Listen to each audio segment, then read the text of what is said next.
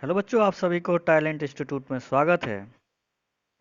बच्चों, DU SOL important notes ये programme beginners third semester second year का है। हिंदी भाषा और समाज। ओके बच्चों, तो आप लोग बोल रहे थे तो इसका एक वीडियो अपलोड हो चुका है। तो धीरे धीरे सबका अपलोड हो रहा है सारे नोट्स। और बच्चे बोल रहे हैं कि इंग्लिश मीडियम में भी करिए, ठीक है ना। पॉलिटिकल साइंस का इंग्लिश में बोला गया है बच्चा। कोई बालक बोला है तो जल्द ही उसका अपलोड किया जाएगा। आपको ले लिया गया है ध्यान में। और आपका अपलोड जल्दी से होगा, कोशिश जल्दी होगा आपका पूरा जो भी है।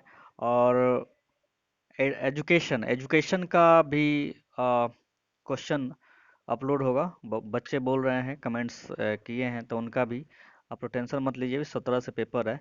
मैं कोशिश करूंगा कि उससे पहले डालूं, उससे अपलोड हो जाए, ज़्यादा से ज़्यादा वीडियो अपलोड हो। बस आप लोग वीडियो को ज़्यादा से ज़्यादा शेयर करिए अपने दोस्तों में, ताकि उन सारे बच्चे देखें और पढ़ें। ओके, तो चलिए इस हिंदी भाषा और समाज में भाषा के क्वेश्चन है। भाषा के समाज शास्त्र की संकल्पना को स्पष्ट कीजिए अथवा भाषा के सामाजिक संदर्भ पर प्रकाश डालिए। ओके, तो बस आप लोग का काम है कि जल्दी से चैनल को सब्सक्राइब कर लें आगे के हेल्प के लिए। जैसे ही और बेल आइकन जरूर हिट करिएगा, ताकि जैसे ही वीडियो अपलोड होगा आपके पास तुरंत नोटिफिकेशन जाएगा और आप आराम से देख लोगे। ओके, चलिए देखते हैं इसका आंसर। तो देखिए ये रहा। भाषा के समाज शास्त्र की संकल्पना को उदाहरण सहित स्पष्ट कीजिए अथवा भाषा के सामाजिक संदर्भ पर प्रकाश डालिए। चलिए देखिए, समाज भाषा विज्ञान के अंतर्गत समाज का भाषा पर एवं भाषा के समाज पर प्रभाव का अध्ययन किया जाता है, ठीक है ना। समाज भाषा विज्ञान के अंतर्गत समाज को भाषा पर एवं भाषा के समाज पर उसके प्रभाव पे के अध्ययन किया जाता है। यह भाषा वैज्ञानिक अध्ययन का वह क्षेत्र है जो भाषा और समाज के बीच पाए जाने वाला हर प्रकार के संबंधों का अध्ययन विश्लेषण करता है। ओके, समाज समाज भाषा विज्ञान वह है जो भाषा की संरचना और प्रयोग के उन सभी पक्षों एवं संदर्भों का अध्ययन करता है जिनका संबंध सामाजिक एवं सांस्कृतिक प्रकार के साथ होता है। अतः इसके अध्ययन क्षेत्र के भीतर विभिन्न सामाजिक वर्गों के भाषिक अस्मिता, भाषा के प्रति सामाजिक दृष्टिकोण एवं अभिवृत्ति, भाषा के सामाजिक शैलियाँ, बहुभाषिकता का सामाजिक आधार, भाषा नियोजन आदि भाषा अध्ययन के वे सभी संदर्भ आ जाते हैं जिनका संबंध सामाजिक संस्थान से रहता है। ओके, समाज भाषा विज्ञान में सामाजिक प्रतीक संप्रेषण, शाब्दिक घटना, संपूर्ण भाषा, वार्तालाप तथा भूमिका आधारित होती है। समाज भाषा विज्ञान की धारणा को आगे बढ़ाने वाले में लेबाव का नाम सबसे प्रमुख है।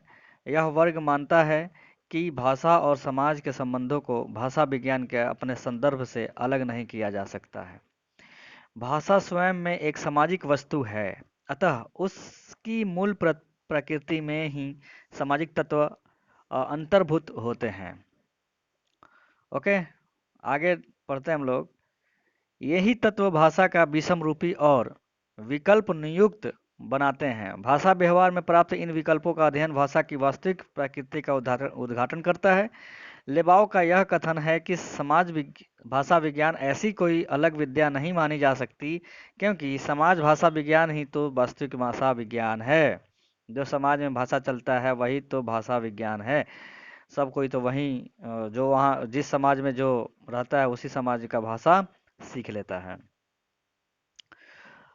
ओके, अब अपने इंडिया में देखा जाए तो जो जो बच्चे हैं हिंदी बोलना स्टार्ट कर देते हैं, या जो भी उन्हें मतलब माता पिता का भाषा होता है वो क्या करता है, बोलना स्टार्ट करता है। जैसे कि अब विदेशों में है, जैसे ब्रिटेन हो गया, लंदन हो गया, तो वहाँ पे बच्चे इंग्लिश से ही स्टार्ट करते हैं, है ना। हम लोग के यहाँ पे हिंदी से स्टार्ट होता है, वहाँ पे इंग्लिश। तो यहाँ के लोगों को इंग्लिश बोलना बहुत टफ लगता है, लेकिन इंग्लिश बोलना बहुत ईजी है। ठीक है, सब अपना अपना क्या है, समाज भाषा विज्ञान है ये, ठीक है ना। जैसा समाज वहाँ का जैसा भाषा वैसा वो सीख लेता है लोग। ओके, चलिए आज जिस समाज भाषा विज्ञान की चर्चा की जाती है वह समाज शास्त्र और भाषा विज्ञान के मात्र अवमिश्रण का न तो परिणाम है और न ही वह सामाजिक व्यवस्था और भाषिक व्यवस्था की कोई सहसंकल्पना है। वह यह मानकर चलता है कि भाषा समाज सापेक्ष प्रतीक व्यवस्था है और इस प्रतीक व्यवस्था के मूल में ही सामाजिक तत्व निहित रहते हैं। भाषा और समाज के संबंध अभिन्न है। मनुष्य के पास भाषा सीखने की क्षमता होती है, किंतु वह भाषा को तभी सीख पाता है जब उसे एक भाषाई समाज का परिवेश प्राप्त होता है। एक और भाषा समाज के माध्यम से ही भाषा एक पीढ़ी से दूसरी पीढ़ी तक पहुँचती है। समाज के माध्यम से ही क्या होता है, भाषा ट्रांसफर होती है। बहुत लोग बोलता है कि 3 किलोमीटर के डिस्टेंस पे जाने पे कुछ ना कुछ भाषा में कुछ चेंजिंग होता है, ऐसे बोला जाता है और शायद होता भी होगा। तो दूसरी ओर भाषा के माध्यम से समाज संगठित और संचालित होती है। यदि मनुष्य से भाषा छीन ली जाए तो उसकी सामाजिक संरचना भी ध्वस्त हो जाएगी। ठीक है ना, अगर मनुष्य से भाषा छीन लिया जाए तो उसका क्या हो जाएगा, सामाजिक जो संरचना है वो क्या हो जाती है, ध्वस्त हो जाएगा। इसी प्रकार यदि किसी व्यक्ति को समाज के बाहर जैसे जंगल में छोड़ दिया जाए जहां वह दूसरे व्यक्तियों से नहीं मिल सकता तो भाषा उसके साथ ही मृत हो जाएगी। ठीक है, अब कोई मिलेगा ही नहीं, किसी से बात ही नहीं करेगा तो मृत हो जाएगी। चलिए, भाषा अध्ययन के संदर्भ में मनोवादी और व्यवहारवादी विचारधाराएं प्रचलित है। व्यवहारवादी द्वारा भाषा को सामाजिक वस्तु माना गया है। उनके अनुसार भाषा समाज में होती है और मानव शिशु इसे अपने समाज से ही ग्रहण करता है। ओके, मानव के जो शिशु हैं या बच्चे हैं वो समाज से ही, अभी मैंने ऊपर बता दिया था। उपयुक्त बातों के आलोक में भाषा को एक सामाजिक व्यवहार या सामाजिक वस्तु के रूप में देखा जा सकता है। इसे निम्नलिखित बिंदुओं द्वारा स्पष्ट किया जा सकता है। सामाजिक जीवन के आधार के रूप में भाषा, देखिए अब सामाजिक जीवन के आधार के रूप में भाषा, देखिए क्या होता है। भाषा मनुष्य के सामाजिक जीवन का आधार है। भाषा क्या है भाई, मनुष्य के सामाजिक जीवन का आधार है। इसी के कारण मनुष्य एक सामाजिक प्रणाली के रूप में परिभाषित हो सका है। भाषा के अभाव में विचारों की अभिव्यक्ति तथा आदान प्रदान संभव नहीं है। भाषा के अभाव में किसी से बातचीत नहीं हो सकता, किसी का लैंग्वेज नहीं समझ में आता आ जाता तो कोई काम भी नहीं होता, तो यही बात है। अतः भाषा नहीं होने पर हम भी अन्य प्रणालियों की तरह बिखर जाएंगे। सांस्कृतिक विरासत के रूप में भाषा, भाषा किसी समाज और संस्कृति के वाहक होती है। यह एक पीढ़ी से दूसरी पीढ़ी को प्राप्त होती है। मानव शिशु के परिवार और समाज में जो भाषा बोली जाती है वही सीखता है। ठीक है, सामाजिक पहचान के रूप में भाषा, देखिए भाषा किसी भी व्यक्ति की सामाजिक पहचान कराने में सक्षम होती है। व्यक्ति का सुर यानी टोन, शब्द चयन वर्ड सिलेक्शन, ओके, और वार्तालाप का तरीका उसके भौगोलिक क्षेत्र, धर्म और सामाजिक पृष्ठभूमि की पहचान करा देता है। ओके, भाषा से ही पता लग जाता है कि ये आदमी कहाँ से है। ओके, भाषा के बिना समाज में अपनी अस्मिता की पहचान नहीं हो सकती। अतः सबसे पहले भाषा अपने आप को पहचानने का साधन है। अगर किसी समाज को उसकी भाषा से काट दिया जाए तो हम उसकी अस्मिता को खंडित कर देते हैं। ठीक है ना, हिंदी के प्रति मेरा जो लगाव है उसकी बुनियाद में केवल अपने मनुष्य होने को नहीं बल्कि अपने पहचानने जाने की पहली और मूल भाषा मानता है। हिंदी के बिना मैं नहीं रहता। ठीक है ना, हिंदी के बिना मैं नहीं रहता। भाषा मूल्यों की सृष्टि करना संभव बनाती है। भाषा मूल्यों की सृष्टि करना संभव बनाती है। मनुष्य की जीविका की अंतिम और स्वयं सिद्ध तर्क होता है जीने के लिए। मनुष्य भाषा के माध्यम से ऐसे मूल्यों की सृष्टि करता है जिनके लिए वह जीता है। ओके, चलिए आगे बढ़ते हैं। भाषा के द्वारा हम यथार्थ की एक नए ढंग की पहचान कर सकते हैं। जिस चीज को हम पहचान रहे हैं उसको आत्मसात करके उसके प्रति किसी तरह की भी विवेक पर आधारित प्रतिक्रिया हम भाषा के बिना नहीं कर सकते हैं। अब किसी के बात बिना समझे हम कैसे उससे बात कर सकते हैं। ठीक है ना, तो यही बात है। बहुत हमारे देश में अभी भी इंग्लिश को ज़्यादा तजर्बो दिया जा रहा है। ठीक है ना, तो इंग्लिश में कोई बोलता है तो अब कोई इंग्लिश नहीं जानता है, जो सुन रहा है उसको इंग्लिश बिल्कुल नहीं आता तो क्या समझेगा, कुछ नहीं समझेगा। तो यही बात है। तो भाषा बहुत ज़रूरी होती है। प्रतिक्रिया, अभिव्यक्ति और संप्रेषण भाषा के बिना संभव नहीं है। भाषा एक भाषा एक समग्र संस्कृति के आत्माभिव्यक्ति का साधन है, लेकिन उसके साथ साथ वह स्वरूप रक्षा का भी एक साधन है। समाज के साथ जब हम भाषा को जोड़ते हैं तो उसकी युग धार्मिकता की ओर ध्यान देते हैं। आखिर हमारे सारे सामाजिक व्यवहार का आधार भाषा है, और भाषा है भी सामाजिक व्यवहार के लिए। ठीक है ना, भाषा है तो किसके लिए है? सामाजिक व्यवहार के लिए है। भाषा का एक फंक्शनल या प्रयोजन मूलक उपयोग है हमारे दैनिक जीवन में। उसका एक स्थान है, हमारे प्रयोजन का वह साधन है। भाषा के बिना व्यवहार नहीं हो सकता, और जिस भाषा के व्यवहार से संबंध नहीं है वह भाषा समाज से भी टूट जाएगी।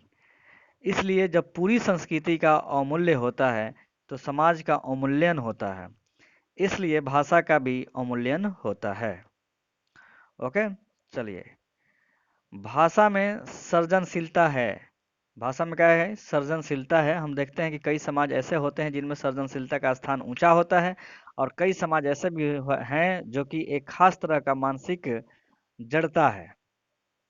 जड़ता गति का अभाव तथा सृजनशीलता का विलासिता समझते हैं।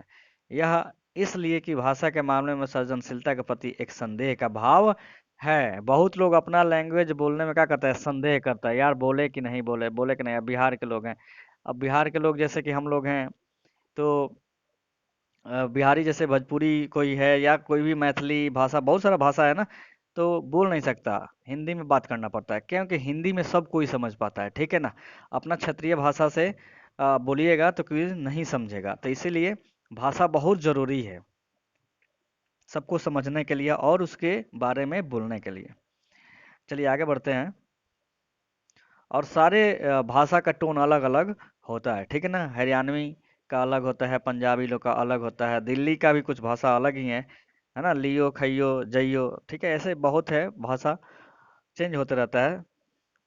जिस परिस्थिति में हम जीते हैं उसमें हमें निरंतर ध्यान में रखना चाहिए कि पूरा समाज जिस भाषा के साथ जीता है उसमें और उसके साथ जीते हुए अगर हम उस जीवन संदर्भ को पहचानते हैं और उस भाषा में रचना करते हैं तो हमारा समाज भी रचनाशील हो सकता है।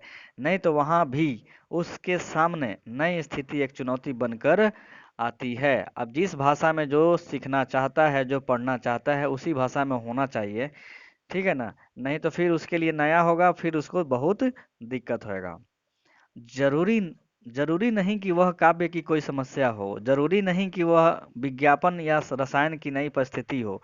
कोई भी नई चीज अनुवाद जीवी समाज के सामने आती है तो वह तुरंत दूसरे को मुंह देखने लगता है, क्योंकि अपने अपनी शक्ति को पहचानना उसने सीखा ही नहीं। भाषा हमारी शक्ति है, उसको हम पहचाने, वह रचनाशीलता को उत्स है, व्यक्ति के लिए भी और समाज के लिए भी। आगे देखते हैं। भाषा का अपना समाज शास्त्र होता है। कभी भाषा समाज को परिभाषित करती है तो कभी समाज भाषा को। समाज की प्रत्येक गतिविधि भाषा के माध्यम से तय होती है। हम अपने प्राचीन काव्य एवं परंपराओं का अवलोकन करें तो भाषिक स्तर पर समाज बटा मिलेगा। ठीक है ना, भाषा का समाजशास्त्र ही इस बात का जवाब दे देगा कि मगधी प्रकृति के साथ संस्कृत आचार्य ने आचार्यों ने सौतेला व्यवहार क्यों किया। इस तथ्य पर ध्यान देना चाहिए कि आखिर संस्कृत नाटकों में निम्न श्रेणी के पात्र इसका प्रयोग क्यों करते हैं। संस्कृत नाटकों में माँ प्रकृत बोलती है, बेटा संस्कृत बोलता है, लिंग के हिसाब से किसी समाज की भाषा नहीं बदलती।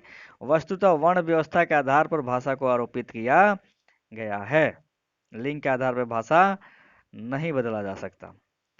प्राकृत निम्न श्रेणी के पात्रों पर ऊपर से थोपी गई है। निम्नलिखित यह भाषा कृत्रिम है। सवाल है कि क्या भोजपुरी उसी की कोख से पैदा हुई है। भोजपुरी के समाज यह मानने से रोकता है। भोजपुरी कृषि एवं श्रम संस्कृति की भाषा है। इसके शब्दों में भोजपुर की माटी के सोंधी गंध है। यह मेहनत कशों और कामगारों, किसानों और मजदूरों की भाषा है। ठीक है ना, सबका अपना अपना भाषा है। अतः भाषा और समाज का नितांत गहरा संबंध है। समाज की हर झलक सुख दुख पीड़ा अवसाद गति मूल्यों से संश्लिष्ट संस्कृति भाषा में बोलती है। यह भाषा का समाज शास्त्र है। ओके, तो यहीं पे समाप्त होता है बच्चों। तो बालक आप लोग समझ गए होंगे कि भाषा समाजशास्त्र क्या होता है। और ये अब भाषा और समाज का ही क्वेश्चन है हिंदी का। तो बच्चों अब इसको आप लोग पढ़िए और अपना नोट्स तैयार करिए। ओके, सब जिन बच्चों ने कमेंट्स किया है अब उनके क्वेश्चन के लिए मैंने देख लिया है। टीम देख लिया है, उस पे काम जरूर जल्दी करेगा। और जल्दी ही, आई होप कि जल्दी ही आप लोगों का क्वेश्चन अपलोड हो जाए। ओके, चलिए। और आप लोग वीडियो को जरूर शेयर करें, ज़्यादा से ज़्यादा शेयर करें अपने दोस्तों में। Okay, thank you so much बच्चों।